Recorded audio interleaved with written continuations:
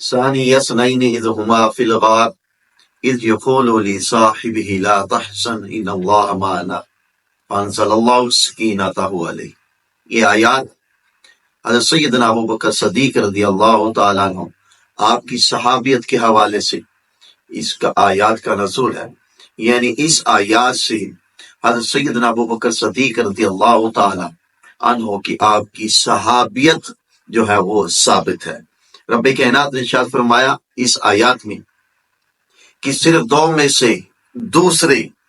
جب وہ دونوں غار میں تھے، جب وہ اپنے یار سے فرماتے تھے کیا غم نہ کھاؤ، بے شک اللہ تعالی ہمارے ساتھ ہے، اور رب کائنات نے ان پر اپنا سکینہ اطمینان اتارا، سکون قلب اتارا۔ اب یہاں اس آیات مبارکہ کی تفسیر میں ثانی اثنین اور لصاحبہ سے مراد بلا اتفاق حضرت سیدنا ابوبکر صدیق رضی اللہ تعالی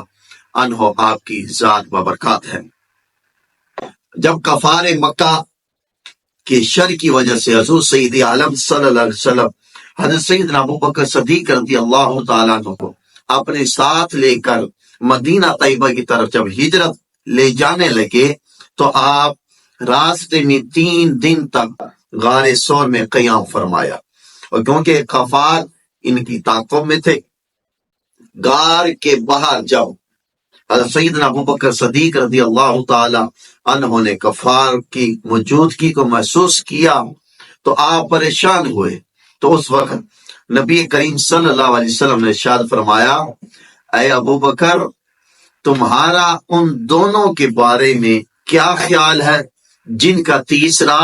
رب ہو، جن کا تیسرا رب ہو، ان کے حوالے سے تمہارا کیا خیال ہے؟ تو اللہ تعالیٰ نے یوں مدد فرمائی کہ کفار اندھے ہو گئے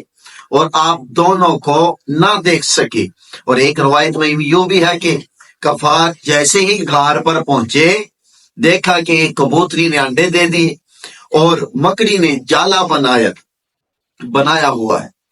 اس سے انہوں نے یہ سمجھا کہ شاید آپ دونوں کہیں اور تشریف لے گئے۔ اور تفسیر بزاوی، تفسیر ابن کثیر، تاریخ خلفاء میں یہ بات درج ہے۔ علامہ جلال الدین سیوطی رحمۃ اللہ تعالی علیہ آپ فرماتے ہیں کہ مسلمانوں کا اجماع ہے اس آیات پر کہ صاحب سے مراد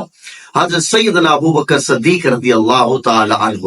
اور علامہ ابن حجر مکی رحمت اللہ تعالی علیہ آپ بھی یہ بات لکھتے ہیں اور مزید ساتھ یہ فرماتے ہیں، آپ فرماتے ہیں کہ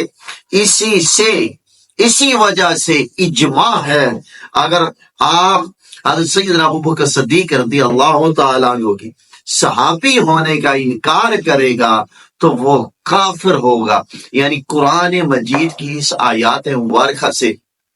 حضرت سیدنا ابوبکر صدیق رضی اللہ تعالیٰ عنہ کی صحابی ہونا وہ ثابت ہے۔